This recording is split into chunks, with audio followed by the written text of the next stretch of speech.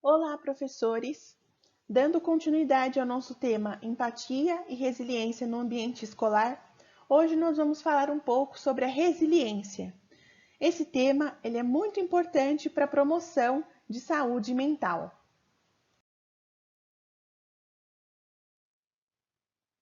Para dar início a esta nossa reflexão, nós vamos conversar um pouco sobre o conceito de resiliência. Segundo a doutora Bárbara Fridriksson, resiliência é caracterizada pela habilidade de recuperar-se de experiências negativas e flexibilidade de adaptação perante as diferentes demandas de situações estressantes.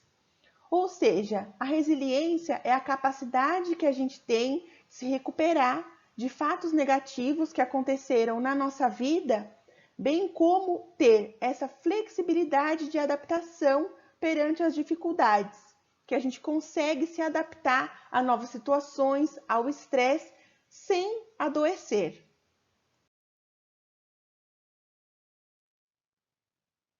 Nós sabemos que algumas pessoas podem ser mais resilientes do que outras, mas a resiliência em si não é um dom inato, ela pode ser aprendida e pode ser desenvolvida ao longo da nossa vida. Mas por que é tão difícil a gente ser resiliente? A doutora Bárbara Fridriksson vai nos dizer que o que às vezes nos atrapalha a desenvolver a nossa resiliência é o viés negativo. O que é esse viés negativo? As nossas emoções positivas, elas são muito sutis. E por outro lado, as nossas emoções negativas têm um caráter muito mais intenso. A gente pode perceber isso no modo como nós nos relacionamos com as outras pessoas. Por exemplo, é muito mais comum a gente contar para um amigo, para um familiar, para um conhecido, as coisas ruins que nos acontecem, ao invés das coisas boas. Normalmente, quando nos acontece alguma coisa boa, quando nós alcançamos um sucesso, algum prêmio, algo que nos deixa feliz, normalmente nós deixamos esse fato de lado, nós não contamos para as pessoas. E pelo contrário, quando nos acontece algo ruim, um assalto, uma demissão, nós contamos para todas as pessoas. Por quê? Porque esse viés negativo é muito mais forte na gente do que um viés positivo. Esse viés negativo pode nos tornar cegos para a oportunidade de experienciar as emoções positivas. E por que isso acontece? Por que nós somos muito mais predispostos ao viés negativo do que às emoções positivas? Isso acontece porque os nossos cérebros são programados para estar em sintonia com o perigo. Esta é uma adaptação que ocorreu durante o nosso desenvolvimento ancestral de forma que garantisse a sobrevivência da nossa espécie. Então, por que a gente tem essa predisposição a sempre pensar no viés negativo? Porque esse mecanismo foi um mecanismo de sobrevivência durante a evolução da nossa espécie. Porque o nosso cérebro ele tinha que estar ligado no perigo o tempo todo para garantir que a gente sobrevivesse. Então, o que aconteceu? O nosso cérebro acabou se adaptando a essa situação. E embora na atualidade nós não tenhamos os perigos que nós experienciamos lá na nossa ancestralidade, o nosso cérebro continua programado para identificar o perigo. Isso faz com que a gente sempre esteja em estado de alerta. Por isso que o viés negativo se torna tão forte se a gente não começar a reeducar o nosso pensamento para que a gente possa experienciar com mais frequência as emoções positivas. Quando a gente se deixa levar por esse viés negativo no ambiente da escola, que é o nosso ambiente de trabalho, a gente começa a ter um monte de pensamento contraproducente. Ou seja, aqueles pensamentos que não nos auxiliam no nosso trabalho e que acabam minando a nossa resiliência. Diante de um pensamento contraproducente, nós podemos usar elementos e dados reais para estabelecer que este pensamento não é verdadeiro. Essa é uma proposta da psicologia positiva. E aqui nós temos alguns exemplos de pensamentos contraproducentes. Por exemplo, não vou conseguir cumprir o cronograma da escola. Não vou conseguir planejar as minhas aulas. Não vou conseguir aplicar esta atividade.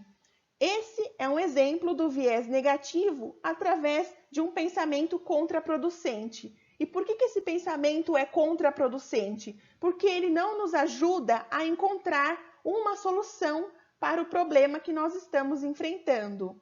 E a resiliência é justamente isso, a nossa capacidade de retornar, de voltar depois de ter sofrido uma experiência negativa. Então esse pensamento, ele não nos ajuda a encontrar uma solução para aquilo que a gente está vivenciando. Para a reeducação do nosso pensamento, nós chegamos na nossa primeira atividade. Essa atividade consiste em: quais pensamentos contraproducentes você costuma ter em seu ambiente de trabalho? Escreva-os. Vocês vão escrever na folha de atividade quais os pensamentos contraproducentes mais frequentes que vocês costumam ter na escola.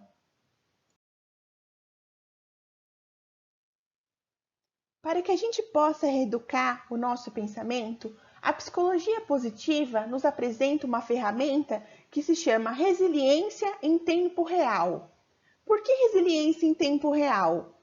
Quando a gente pensa em resiliência, no senso comum, muitas vezes nós achamos que nós temos que ter resiliência quando aconteceu uma tragédia ou quando nós tivermos um acontecimento muito triste, a perda de alguém querido. Mas a resiliência não é só diante de uma tragédia. A psicologia positiva nos apresenta essa resiliência em tempo real, ou seja, a gente precisa ser resiliente no aqui e agora, não só depois quando aconteceu uma tragédia. A resiliência é um aprendizado, é um exercício, e quanto mais a gente exercitar a nossa resiliência, mais resiliente nós seremos num momento de grande tragédia ou num momento de grande sofrimento. E para isso, nós temos 3 ferramentas que a psicologia positiva chamou de evidência, mudança de foco e planejamento. Essas 3 ferramentas são usadas nos pensamentos contraproducentes. Então, por exemplo, se eu pensar, eu não vou conseguir dar essa atividade, a gente vai usar a ferramenta da evidência. Isso não é verdade por quê? Por que esse pensamento contraproducente não é verdade? Porque eu vou conseguir dar essa atividade, porque eu estudei para isso, porque eu me preparei, porque eu me planejei. Então esse pensamento, ele não é verdade. A gente procura uma evidência para ver que ele não é verdadeiro. A segunda ferramenta é a mudança de foco. Na mudança de foco, a gente precisa encontrar algo positivo a respeito da situação. Usando esse mesmo exemplo, não vou conseguir dar essa atividade. O que seria positivo em não conseguir dar essa atividade hoje? Eu posso dar essa atividade em outro dia, eu vou ter mais tempo para estudar, para me planejar. A gente precisa tentar encontrar um outro foco, ou seja, encarar a situação por um outro ângulo, que não seja o ângulo lá do viés negativo que a gente já viu nos slides passados. E a terceira ferramenta é o planejamento. Esse planejamento é o nosso famoso plano B, ou seja, se eu não conseguir dar essa atividade hoje, o que eu vou fazer? Eu posso me planejar para a semana que vem? Eu posso dar essa atividade num outro horário, no mesmo dia? Então, é fazer o nosso planejamento. Se não der certo o que eu gostaria, o que eu vou fazer? O que eu posso fazer? Isso é um exercício da resiliência em tempo real. Para que a gente conquiste a resiliência, 2 virtudes são essenciais: o amor e a gratidão. O amor e a gratidão são as palavras-chave para desenvolver a resiliência. Por quê? Porque o amor é a emoção positiva por excelência. E porque sem a gratidão, nós não conseguimos enxergar as coisas sem aquele viés negativo. Por quê? Quando a gente fica preso no viés negativo, nós não conseguimos enxergar as coisas boas que nos acontecem. Não dá para a gente ser grato à vida e às pessoas se nós estamos sempre em estado de alerta. Se a gente estiver sempre pensando na próxima coisa ruim que vai acontecer. Sentir-se parte de algo maior do que você é um fator crítico em resiliência.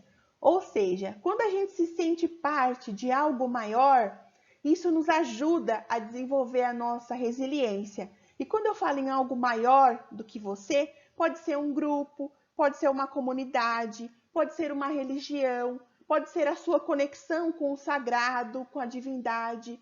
Qualquer um desses elementos que nos faz sentir parte de algo maior, de algo sagrado, nos ajuda a desenvolver a nossa resiliência nos momentos de crise e no nosso dia a dia também. Aqui estão as referências que foram utilizadas para quem desejar se aprofundar e pesquisar mais sobre esse assunto da resiliência.